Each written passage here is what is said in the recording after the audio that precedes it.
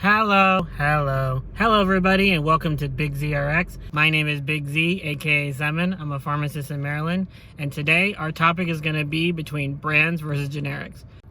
One thing that might help in this situation is if you look actually into the camera. Okay, just give me a second to try to fix it. Hold on. Anyway, cut it to the intro.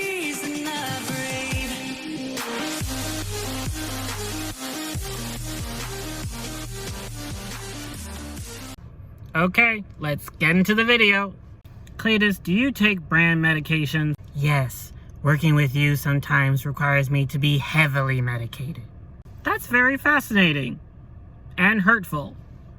Yes, well, I'm nothing without my apathetia.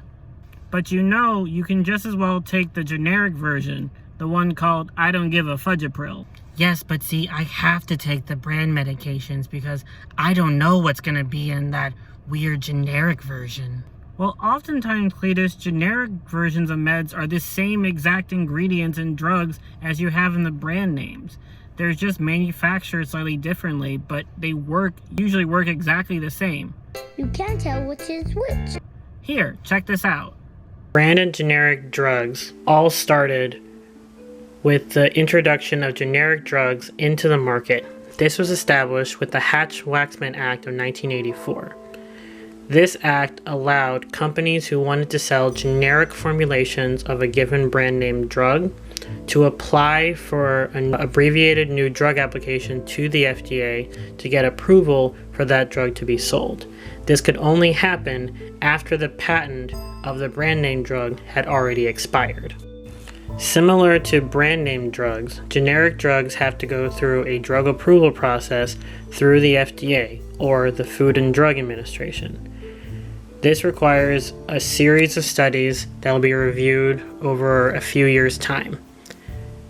In order for generic drugs to be approved through ANDA applications, one of the things they have to be able to establish is a concept known as bioequivalence.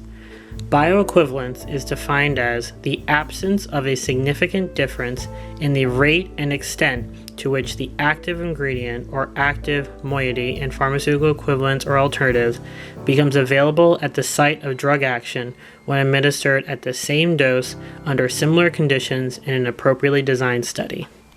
Rate is measured by maximum concentration, also known as peak concentration or peak plasma concentration. Extent refers to the extent of absorption of the drug. This is measured by a term known as area under the curve.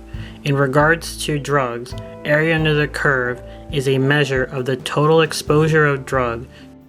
Between 1996 and 2007, 2,070 single-dose bioequivalence studies showed that the average differences in maximum peak concentration between generics and their bioequivalent counterparts were 4.35%, and they saw the average differences in extent of drug absorption measured by area under the curve were 3.56%. In order to determine bioequivalence, regulators require the absolute differences in bioequivalence for drugs that are bioequivalent needs to be less than 5 or 7%. I think he's got the point. Okay, well that's just a bunch of fancy words and mumbo jumbo. What does that actually prove that it's not going to do something bad to me?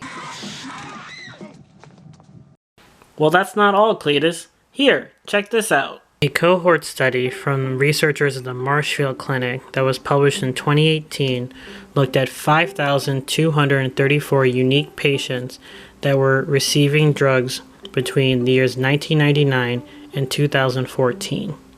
Out of those unique patients, 4,900 of those patients were on a brand drug and switched over to a generic.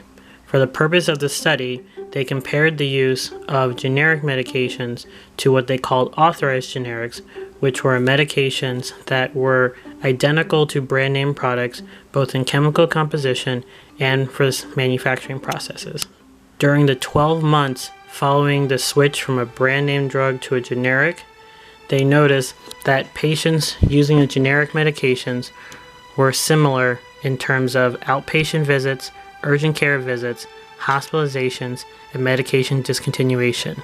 This means that over that 12-month period of time, there was an absence of a significant difference in the rates of those outcomes between patients taking generic medications and patients taking authorized generic medications. This helps to show that these medications were not only bioequivalent, but helped to produce similar outcomes with no significant difference between them. In addition, a systematic review of 38 clinical trials of cardiovascular meds found that 35 out of 38 trials showed clinical equivalence, along with 10 out of 11 trials for diuretic medications and 5 out of 7 trials for calcium channel blockers. Do I need to bring the receipt, baby girl? Because I got receipts. Now, I'll make a very specific disclaimer. There may be some cases, personally, where a patient is going to receive adverse or serious reactions to a given formulation of a medication. We have seen documented of this. We have seen even situations where someone may show up to the hospital, at least according to patient testimony. The point that I want to make from this video is not necessarily to criticize anybody who feels they have to go to brands versus generics because they are worried because they've had genuine adverse reactions or hospitalizations as a result of using the medication. The point of looking at this video is just to crack the assumption that there is a fundamental difference always between brand and generic medications. Now you may be wondering, well, what's the difference if I take brand medications over generic medications? It's my body and I care what I take for it. And I agree, it's completely up to your choice. This is where it gets a little bit tricky.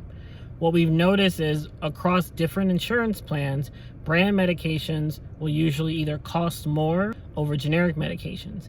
This means that when you go to fill just a regular generic medication for an insurance plan, you're more likely to have that covered and spend less money than you are for a brand medication, where you actually would run the risk of that medication being non-preferred or even just not covered at all. This can mean that some people will pay up to hundreds of dollars for a 30-day supply of a given medication that they can get for a few dollars or under $10 as a generic version. As a result, you're going to be paying more money to have the same relative effect. And if you're like me, you tend to be a little bit cash strapped, so we want to try to save as much money as you can with all the healthcare costs that we're dealing with in this country today. Well, I hope everybody enjoyed this topic today. If you enjoyed this video, please do me a favor. Go ahead and like, comment, and subscribe down below. There's a link in the description that's going to show all the studies that we talked about today. And you know what? Do me a favor, down in the comment section, comment down below and tell me a particular brand medication that you prefer to take over the generic. Also, tell me, what are your thoughts on this video? Do you prefer to take brand medications for generic medications? Do you not see a difference at all? Let me know. See you guys in the next video. Okay? See you guys. Bye.